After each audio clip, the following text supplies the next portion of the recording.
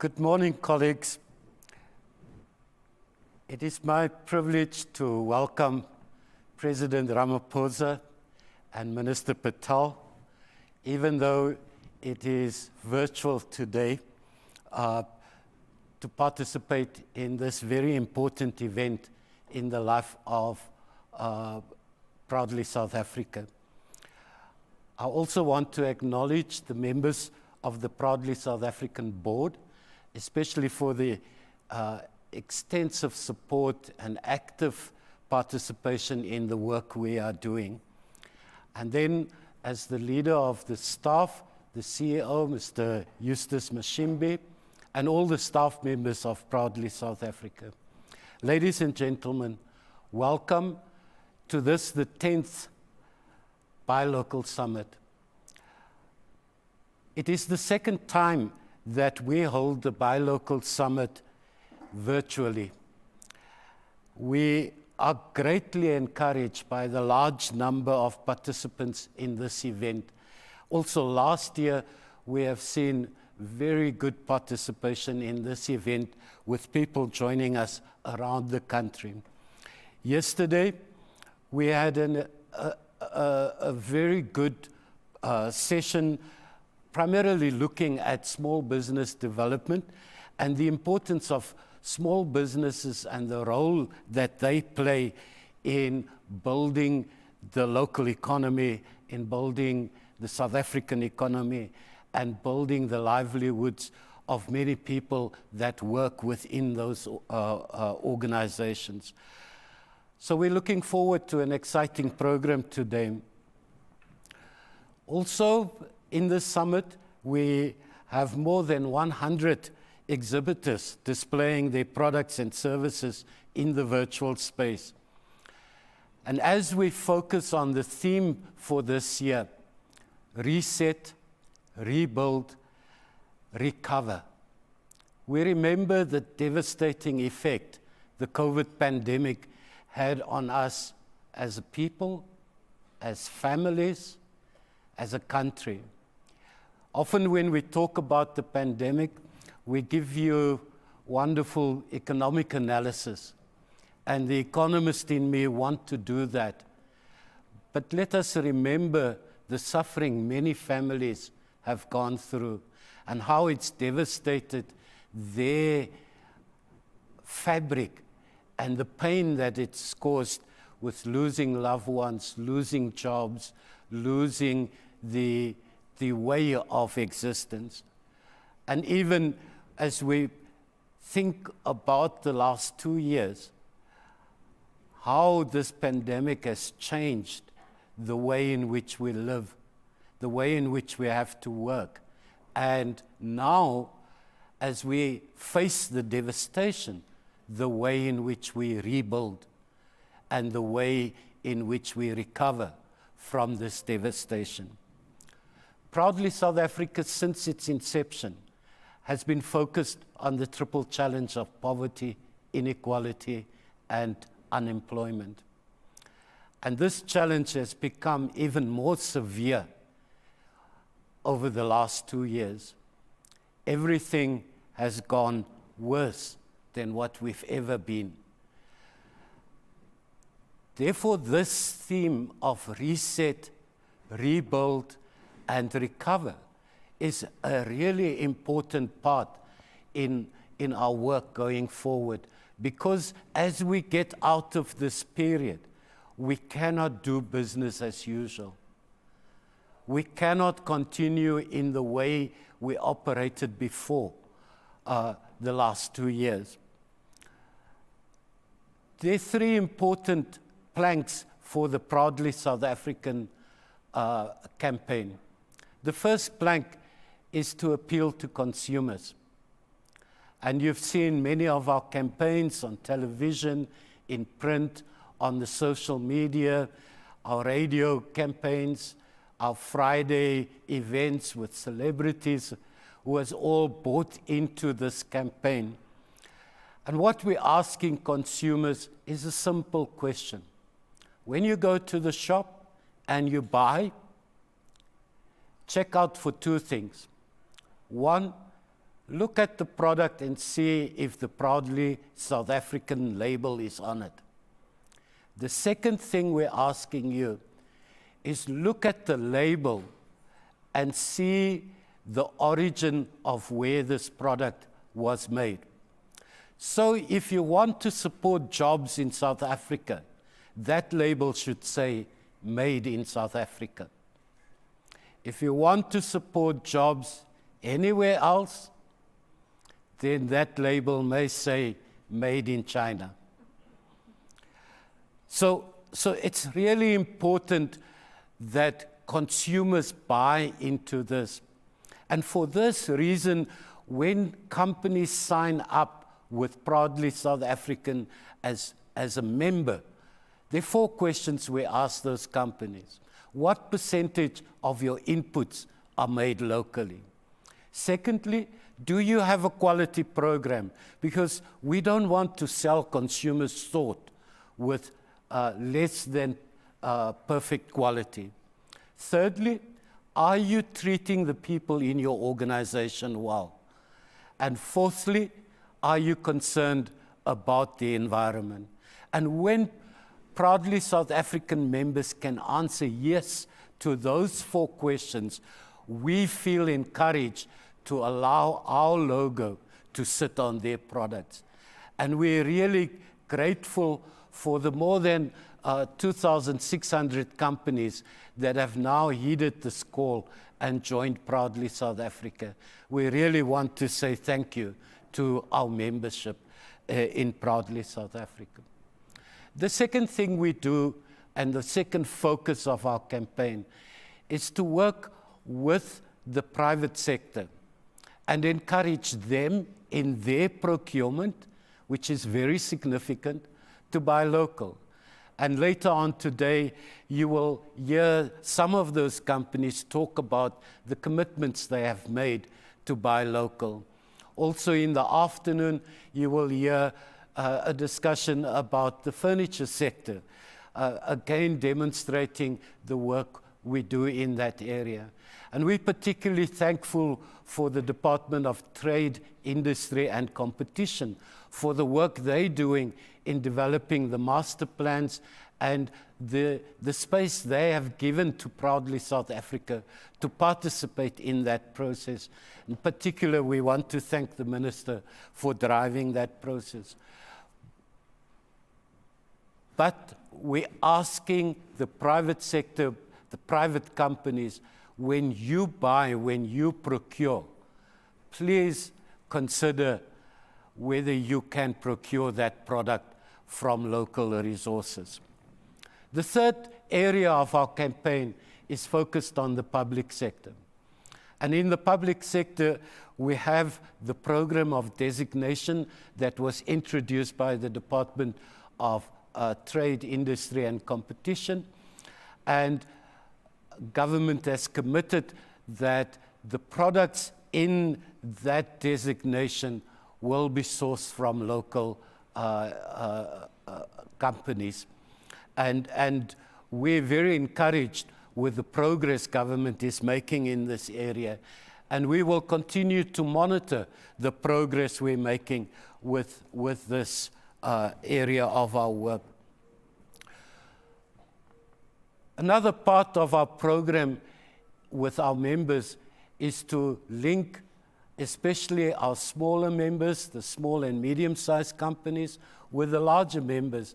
And for that reason, during this pandemic, we've built a platform called the Market Access Platform that allows us to almost pre-vet local companies that can supply to other local companies. And really a very big takeoff on these areas have taken place.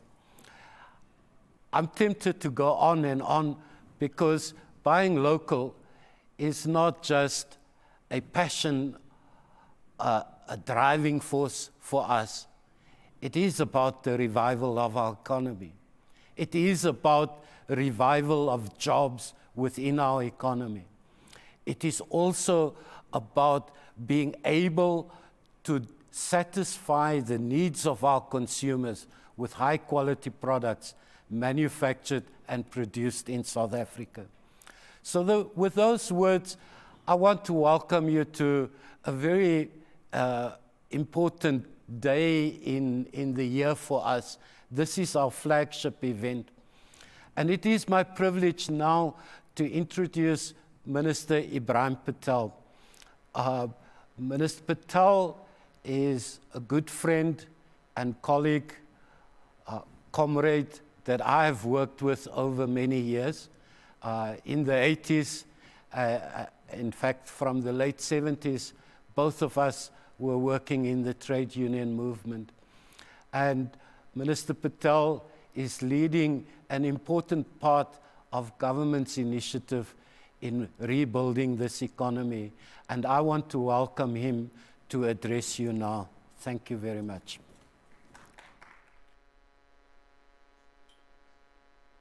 Good morning. Good morning to the delegates who are assembled today and to the guests who are on the virtual platforms.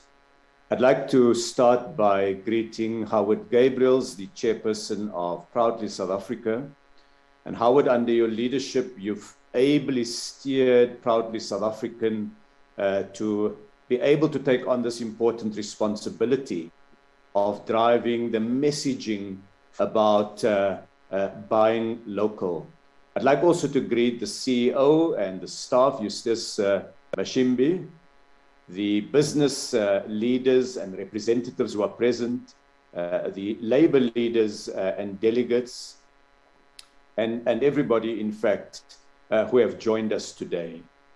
It's an excellent program that Proudly South Africa has put together.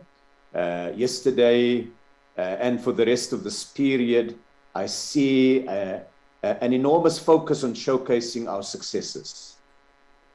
President Ramaphosa will be addressing you shortly as the keynote speaker. And so I really want to just make a few contextual comments.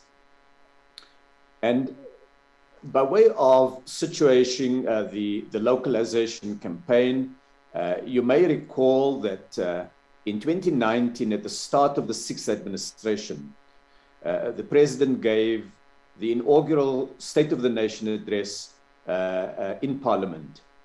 And he spoke about a reimagined industrial strategy. Now, the context of that was we had been doing some work over a number of years looking at the structure of the South African economy, where we're strong, where we're weak, where there are challenges, where there are opportunities. And what struck us most clearly in all of that work is the very high level of imports, particularly of consumer goods, but also of capital goods. At the time, before the GDP was rebased, we calculated that the level of imports was roughly equivalent to about 25% of GDP. We compared it with peer countries. We looked at countries that were seeking industrialization, India, Brazil, China, and others. But we also compared it with developed countries, with the European Union, with the United States. And it became clear to us that against that peer group, South Africa was an outlier, and that we needed to see opportunity in what we could do by clawing back more of the domestic market that had been lost to imports. From there, then the president said to the nation that what government would work on in the period of the administration is this reimagined industrial strategy. The idea that we can redo our future, we can do it differently by putting in place a different way of doing things. The first element of it was the localization campaign, and I will come back to that, and I know a number of speakers have focused on that. But the second one was also the building of a larger African market, and we did that through the African Continental Free Trade area that we have been putting together over the last number of years. So essentially, the strategy was founded on a demand side leg, building greater demand for South African made products, and that was domestic and continental, but that was complemented by a greater focus on supply side reform, changes so that we not only ask consumers to buy locally made suits, but we also produce those suits and those products more competitively, better quality, good prices, reliable delivery. And that required then the idea of a partnership between the business community, the trade union movement, and government. And it was really captured in the idea of social pacts at sector level. They became known as master plans. And we have today these partnerships agreement in sectors as diverse. On the one hand is the steel and automobile sector. On the other hand, clothing and textiles, as well as furniture. And yet, on the other hand, sugar and poultry. More recently, we've also put in place master plans for the global business services, and we're putting the finishing touches to a master plan on film animation. What these sector master plans are fundamentally about is getting an alignment between the entrepreneurial energy of the private sector, some greater level of regulatory flexibility, and a greater level of agility by the state in responding as a partner to the industrialization efforts, and using the talent, the skill, the know-how of workers on the shop floor to build that partnership, not only at the level of leadership, but also getting trade unions and businesses at local level to work cooperatively. And at the heart of it was building a more dynamic industrial base. That localization would not be sustained if we're not able to also give consumers a value proposition based on greater levels of investment, tackling some of the challenges around supply chains, building greater commitments at workplace level to both equity but also productivity. And when the president spoke in 2019, that reimagined industrial strategy that spoke of localization was a bit of an outlier in the discussion in South Africa. Today, it's become mainstream. It's been embraced by the business community with a greater level of enthusiasm than I have seen previously. Whether I speak to retailers or car makers or large corporations in the internal procurement, I see a greater realization that localization is not simply an attempt to rebuild the economy, but it's making more and more commercial sense for businesses that they see the value of it. And perhaps one of the big things, and I want to go back to Khaya Sithole, our program director. Khaya spoke about the great interruption. That's how he characterized COVID. And in a way, at the end of that interruption, the question is, do we continue as we did before? Do we simply unpause the button? And during that great interruption, what became evident was the vulnerability of those societies and economies that did not have significant industrial capacity. The president will speak to you shortly about what we did in COVID. But I recall in 2020, seeking to procure or supporting the health sector to procure something as simple but fundamental as these N95 face masks that are used in theaters and in COVID wards in hospital, or on the other hand, the procurement of ventilators that are used with patients. And we found out that we didn't have either a capacity or a sufficient capacity. But South Africa had an industrial base, and we could repurpose that base, and we could work in partnership with the private sector, and we could then produce a very significant part of what we needed in this period, culminating now in 4 major initiatives around the production of vaccines in South Africa. And so Khaya and distinguished delegates who are present here today, that message that's come out of the interruption, the great interruption, is vulnerability.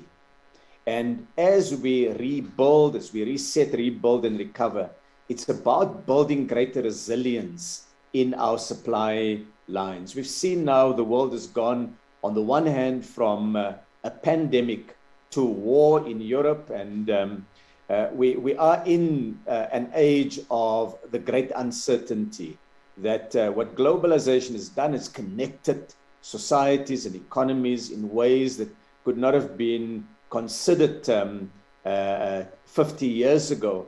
But what it's also done, it's made all of us more vulnerable when there are interruptions to supply chains any part of the world. You see it today in the rising prices for fuel and a range of other products.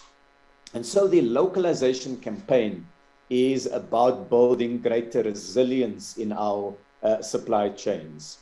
And so I want to compliment Proudly South African on the work it's doing. It has been our big advocate for localization, and complementing the advocacy work of Proudly South African. We've launched recently, in partnership with Coca-Cola, a localization support fund that brings in technical tools that can support sectors and firms with the procurement of things like industrial engineers and other technical experts that can help to lift the competitiveness and the dynamism of local firms. And it's that messaging that the localization campaign, yes, it is on the one hand demand-led. We are seeking to get procurement decisions made differently, but it's also supply-side led. It's also about doing South African products and services differently, bringing a greater value to the consumer in the goods that we make in South Africa. So well done, Proudly South African, on the work that you are doing. And you are, and the many businesses who are present here today will be making commitments and showcasing their work.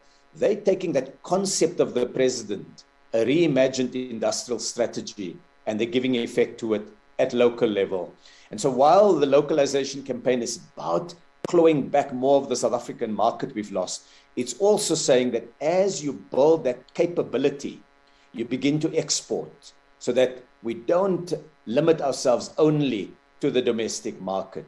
And so it is build locally and then go globally. And I would like then to encourage businesses to see the enormous opportunity that can come out of the African Continental Free Trade Area. To Howard Gabriels and the team at Proudly South African, all strength to your efforts today and tomorrow. And I'm looking forward to hearing the outcome of the deliberations at the end of this very important Buy Local Summit that you've hosted. Thank you very much.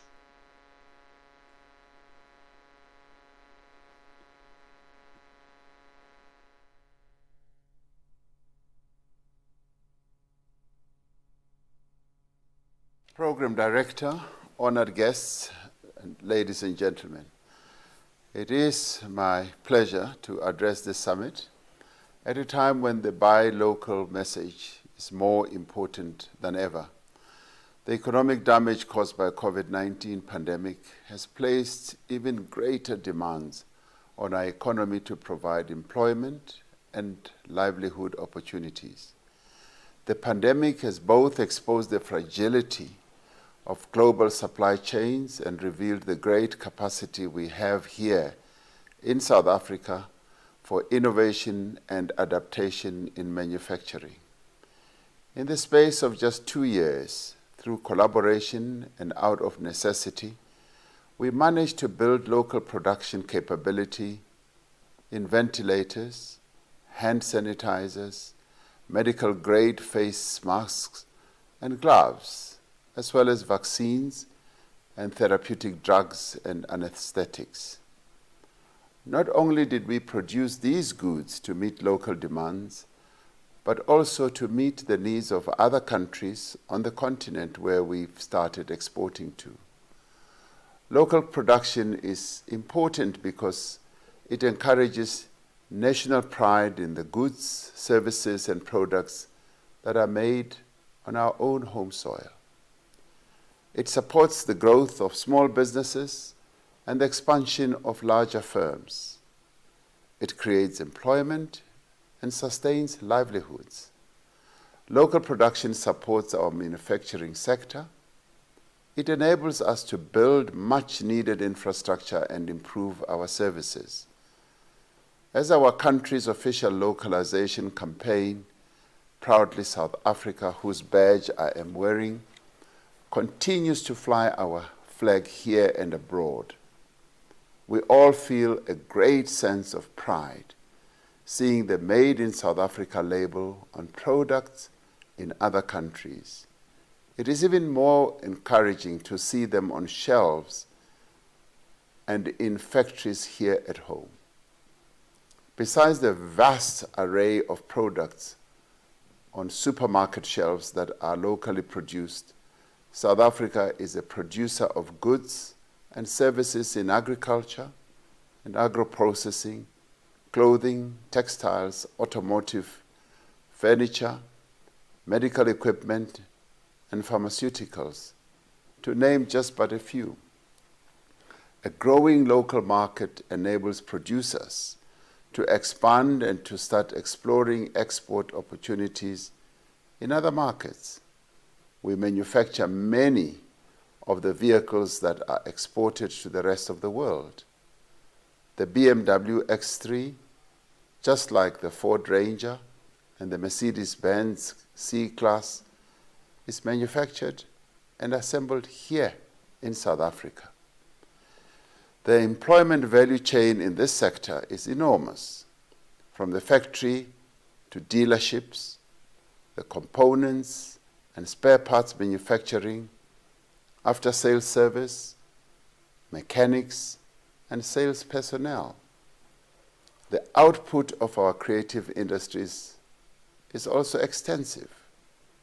Day by day, our artists are gaining new audiences around the world. We see, for example, the runaway success of Amapiano and how it is part of the music scene in many parts of the world. More and more locally produced films are being seen on screens across the globe and on the world's largest streaming platforms.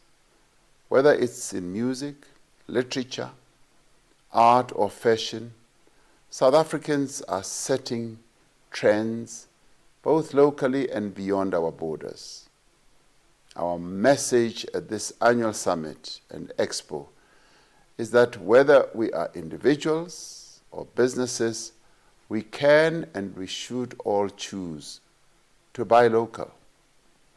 By buying local, we are supporting livelihoods, small business development, and job creation. We are supporting investment in research, in new technology, and in innovation. As long as we are producing quality, locally made goods, we should also be buying them. We have a number of aims for this summit. Firstly, to assist government departments and agencies to use procurement legislation and procedures to drive demand for local goods. Secondly, to encourage corporate South Africa to expand its use of locally made goods and services. And thirdly, to educate consumers on labels of origin and on their role in contributing to job creation by buying locally made goods. This year's program is versatile. It is also dynamic and informative, with sessions on technical innovation, on the benefits of special economic zones, and workshops for entrepreneurs on intellectual property and other issues. In the State of the Nation address in February, I made a point of mentioning that my suit and shoes were made by local producers using the hands of South African workers. I did so to draw attention to the quality of local goods and to the capability of local manufacturers, but also to encourage all South Africans to support Proudly South Africa campaign. It is not enough, however, to encourage people to buy local. We need to work together to create an environment that supports local companies. That is why we have partnered with stakeholders in various industries to develop sector plans that have already increased investment in production in several industries. To create an environment more conducive to local production, we are reducing red tape and removing the barriers to entry for emerging companies. We are undertaking far-reaching reforms in energy, telecommunications, and in our ports and railways to improve the competitiveness of our products. We all need to make a contribution to this effort, from government and state-owned enterprises to business and labor to producers and consumers, because we all benefit from this effort. This summit and expo is a valuable opportunity and platform to create greater awareness and appreciation about the benefits and transformative power of buying local. I wish the summit and the expo every success for the good of the participants and for the good of our country. And I thank you and have a happy summit.